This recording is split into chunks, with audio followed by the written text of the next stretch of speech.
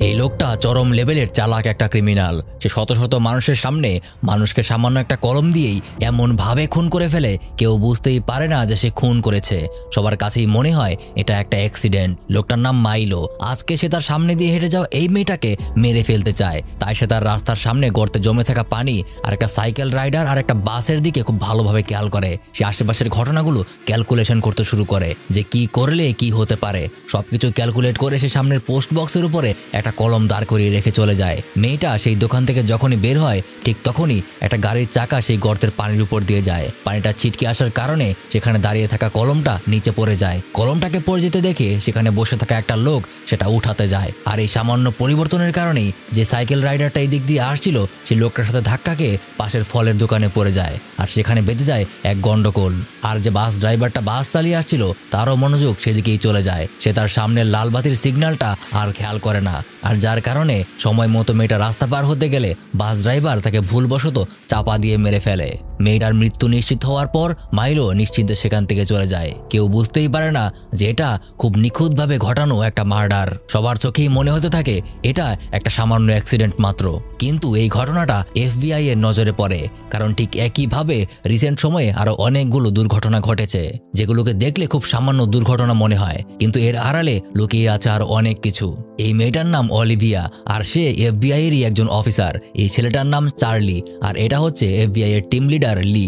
তারা সেই অ্যাক্সিডেন্টের খবর পেয়ে সাথে সাথে সেই স্পটে চলে আসে। তারা যখন সমস্ত লোকেদের জিজ্ঞাসাবাদ করছিল হঠাৎ তাদের চোখ পড়ে নিচে পড়ে থাকা কলমটার দিকে। তারা অফিসে ফিরে এসে এরকমই আরেকটা কেস নিয়ে তদন্ত করতে শুরু করে আর খেয়াল করে এই ধরনের প্রত্যেকটা কেসের মূল ভিত্তি ছিল সামান্য একটা কলম মাত্র। ততক্ষণে অলিভিয়া এস্টিওর নামক একটা ম্যাথমেটিশিয়ানকে বিষয়গুলো তদন্তের জন্য নিয়ে আসে। তিনি অ্যানালাইজ করে জানান একটা মানুষের পক্ষে কখনো এরকম নিখুঁত ক্যালকুলেশন করা সম্ভব না যেখানে তার প্ল্যানিং অনুযায়ী সবকিছু হবে। এটা বলতে বলতেই তাদের কাছে এরকম আরও একটা অ্যাক্সিডেন্টের খবর চলে আসে। ঘটনাস্থলে যাওয়ার পর জানা যায় এবার ভিকটিম মারা যায়নি, হয়তোবা সেই অপরাধীর প্ল্যানিংয়ে কিছুটা গন্ডগোল হয়েছে। তখনই অলিভিয়া আবারও আগের কেসের মতোই সেই হুবহু একটা কলম দেখতে পায়। সে বুঝতে পারে অপরাধীর কাজ এখনো হয়তো শেষ হয়নি, তার প্ল্যান এখনো চলছে। সে আশেপাশে খোঁজাখুঁজি করতে শুরু করে আর ওপরেই মাইলোকে কিছু একটা চিন্তা করতে দেখে। সাথে সাথে তার সন্দেহ হয়। মাইলোর উপর সে গান পয়েন্ট করে তাকে স্থির হতে বলে, কিন্তু এতক্ষণে তার ক্যালকুলেশন করা শেষ হয়ে গেছে। মাইলো একটা সাইকেল উঠিয়ে ব্রিজ থেকে ফেলে দেয়, যার কারণে একটা গাড়ি রাস্তা বদল করে পাশের দিকে মোড় নেয়। আর মাইলো সময় মতো ব্রিজের উপর থেকে গাড়ির উপর জাম করে সেখান থেকে পালিয়ে যায়। মাইলো তার বাড়িতে ফিরে আসে।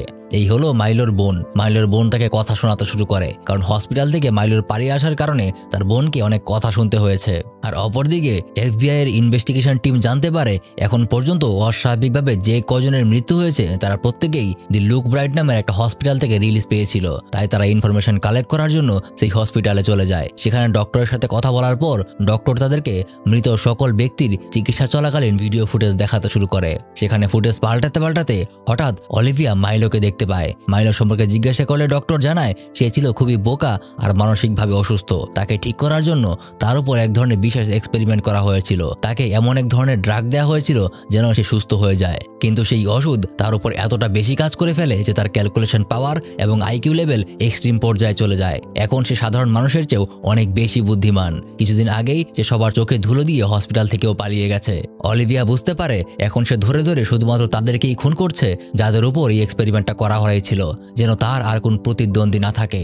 সে ডাক্তারের কাছ থেকে মাইলোর ঠিকানা নিয়ে তার বাড়িতে চলে যায়।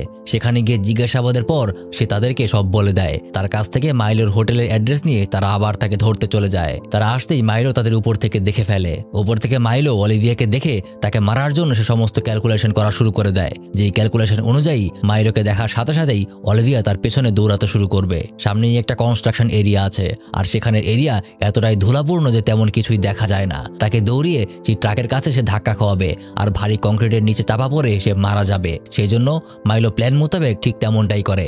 অলিভিয়াকে দেখা মাত্র সে দৌড়াতে শুরু করে। যখন অলিভিয়া তার পেছু নেয় তখন মাইলো সরাসরি সেই কনস্ট্রাকশন সাইটে চলে যায়, কিন্তু অলিভিয়া এতটা বোকা ছিল না। সেও মাইলোর প্ল্যান বুঝে ফেলে, তাই সে তাকে পাশ কাটিয়ে চলতে শুরু করে আর দুর্ঘটনা থেকে নিজেকে বাঁচিয়ে নেয়। এটা দেখে মাইলো অবাক হয়ে যায়, কারণ অলিভিয়ার মতো সাধারণ মানুষের তার এই প্ল্যান বোঝারই কথা না। যাই হোক, ফাইনালি সে FBI এর হাতে ধরা পড়তে বাধ্য হয়। পরবর্তীতে মাইলোকে সম্পূর্ণ আলাদাভাবে বন্দি করে রাখা হয়, যেখানে তাকে আইকিউ আর ক্যালকুলেশনের ক্ষমতা পরীক্ষার জন্য একটা সুপার কম্পিউটারের সামনে রাখা হয়েছে। আর বোঝাই যায় যে মাইলোর ক্যালকুলেশন পাওয়ার এখন এতটা পরিমাণে বেড়ে গেছে যে এখন তাকে মেশিন ছাড়া কেউই বুঝতে পারে না। আর এদিকে অলিভিয়াও কোনো সাধারণ মানুষ ছিল না, সে ছিল ভিন্ন ইউনিভার্স থেকে আসা এক এজেন্ট, তাই মাইলো তাকে সহজে বোকা বানাতে পারেনি। আর এখানেই শেষ হয়ে যায় আজকের গল্প। আমি মারুফ, কথা হবে আবার পরের ভিডিওতে।